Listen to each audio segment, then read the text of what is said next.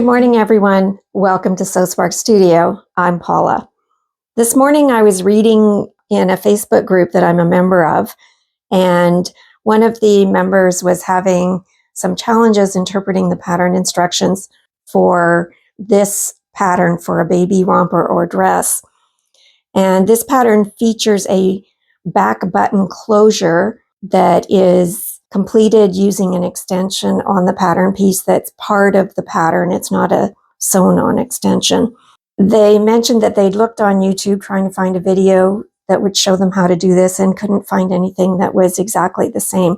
So I thought I would just quickly put together this video today because there might be others out there who are looking for help with something like this. So thanks for joining me. Let's get started. I've made a mock-up of what I think the pattern would look like.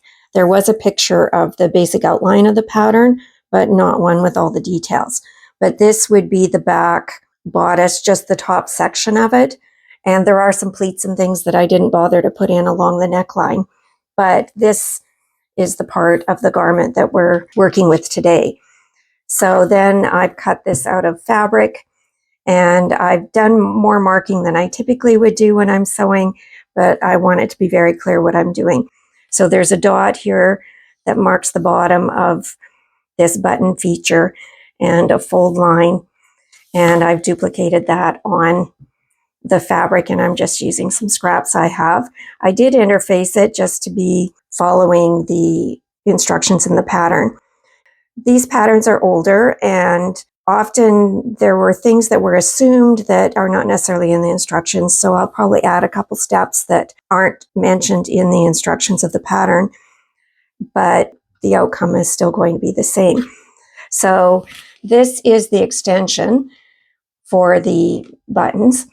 And so one of the things they have you do to start out with is to finish off this outside edge. And the pattern shows a folded and stitched finish there. So I'm going to do that because that's what they're showing. But probably what I would do today, if you have a serger or an overlocker, is I would serge along that edge. But today I'm just going to fold it and sew it. So I'm going to quickly do that now. So I ironed about a 1/4 inch fold, a 6mm fold here, and I'm quickly going to stitch it. I'm using black thread just so it's easy to see what I'm doing on this.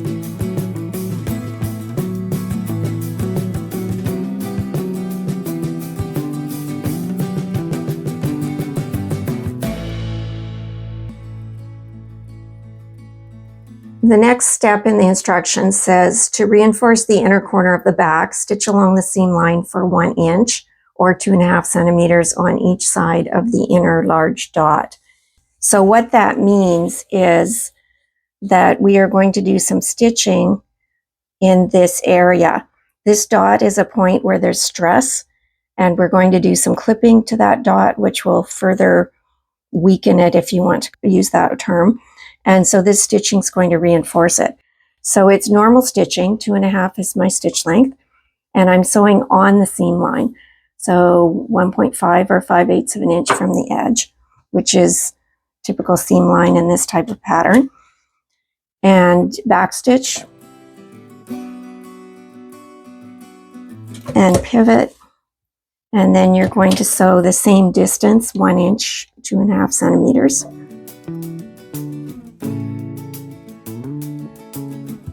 So that's what the reinforcement stitching looks like. And you do it on both pieces, and I've already done it on the other piece. The next step in the instructions say to put the right sides together, stitch the center back seam to the large dot, and they remind you to back stitch at the large dot, which is something you should be doing anyway.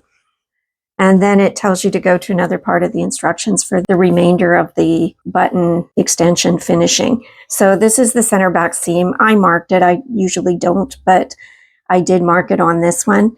But it's 1.5 centimeters or 5/8 of an inch away from the edge of the fabric.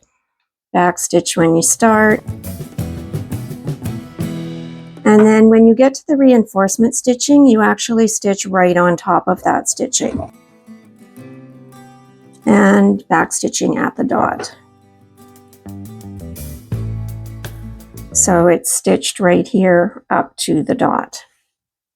The picture in the instructions actually shows pressing this seam open, but it's a little awkward doing that because of finishing that's done later on.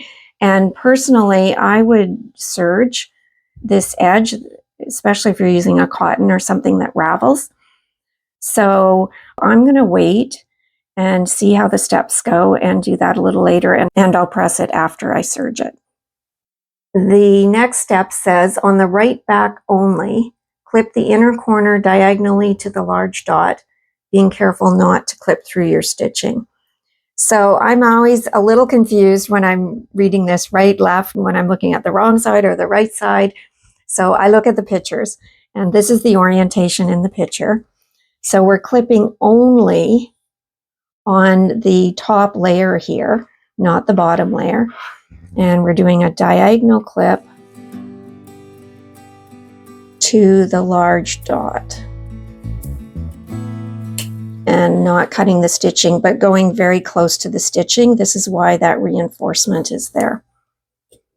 Step 6 has 3 parts to the instructions, so I'm going to do this in stages. So the first part says to fold the left back extension to the outside along the fold line, forming a facing and matching the large dots.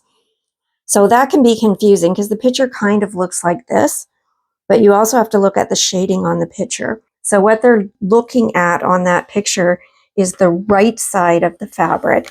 So this one gets folded down out of the way, and we're working with this. When they say fold to the outside, you're folding it towards the right side, and you're folding along the fold line. I did a mark there. The interfacing runs along that edge as well. And just for now, I'm going to pin that. But what we're really concerned with is down at the bottom here. So keeping this one out of the way, I'm folding right here. And so that's that step where you're just folding it. But we're going to be dealing with this area down at the bottom here. Now the instructions say to stitch across the lower edge of the facing to the large dot, back stitching to reinforce it. And they've got this oriented like this, but you can't actually see the large dot on this side. I marked it on the other side, but I want to stitch it on this side. So I'm going to mark that dot, and I'm just going to poke a pin through to make sure I've got the right position for it. And that tells me where my stitching is going to stop here. And then this is just a short little seam. You can see here, we're just sewing from the folded edge to that dot. All of this is out of the way, so none of this should get stitched in here.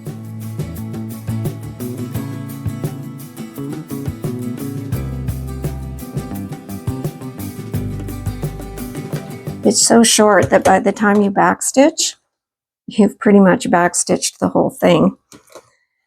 So there's that stitching right there. That's all that is. Now it says to clip the inner corner diagonally, being careful not to cut your stitching. So you're taking your shears and again, keeping this other piece out of the way. And I'm just doing a clip through both layers diagonally to that dot right there, like so. And I don't need these pins here anymore. Since this clipping has been done, now this seam at the bottom is free. So this is the point where I would actually deal with that. So I'm going to serge that, and then I will press it to one side. And because it's the center back of a garment, I don't think it really matters which way I press it. I might wait and decide after this part's finished, but I am going to serge it now because it's easy to access, and so I'll do that. The instructions then say to turn the facings to the inside along the fold line, turning out the finished lower edge of the left back facing, and press it, and then baste the facings to the upper edge. So before I turn this, I'm going to do a a little bit of trimming right here. So I'm just going to clip it a little shorter. I'm going to snip the fold line right here, and I'm going to grade this. So I'm cutting the interfacing side just a little shorter. You know, if you don't do that, it's probably not a big deal, but I like to do things like that. So then you're flipping this, and I've got my point turner, but you can push this out with a pen or a knitting needle. You just want to be careful. You don't want to break a hole in the corner there. And along the fold line. So my fold line's here, so that all gets folded back. And then I'm going to press that. And at the bottom, this comes out like this. And then this part is on the outside of the garment. I'm looking, that looks crooked. I might, maybe I didn't push it out far enough here. That's better. This should be a right angle here. I don't know if it's a perfect right angle, but good enough for a little sample. All right, so this part is on the outside of the garment. So you're going to see that at the bottom. So let's see on the inside here.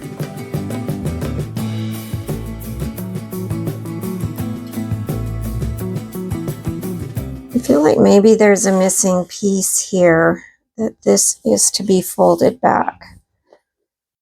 Let me double check the instructions. Okay, so the word facing is plural, facings. So you are not only pressing this one, you are also pressing this one. So again, I've got that fold line marked there. It's where the interfacing comes up. But this one is not stitched at the bottom like the other one because it's on the inside, so it doesn't need that finishing. I'm just moving everything out of the way so I can press down there. All right, that looks better. Okay, so this one's on the outside and this one's on the inside. Then it tells you to baste it. You're basting right here on each side just to hold that in place. Now the other thing that I would do that they don't say is I want to finish the bottom of this, and it is loose there. So I can go to my serger and just serge across the bottom there. And then I'll show you what it looks like all finished. So this is our finished button flap here. I basted the top. The left side extends over the right side. Your buttonholes would go here and your buttons would be under here. And on the back, looks like this. And I did serge across the bottom here. If you fold that up, it looks like that on the underside. And I just knotted the ends of my serging to secure it. You could weave it or do some other method. The bottom here, where the hem is, you don't need to do anything because this will get stitched over top of later. And I decided to press this direction, but either way would have been fine. So, finished folded extension for buttons on the back of, in this case, a baby romper. So I hope this has been helpful for you, and thank you for joining me here at Sew Spark Studio. Have a great day.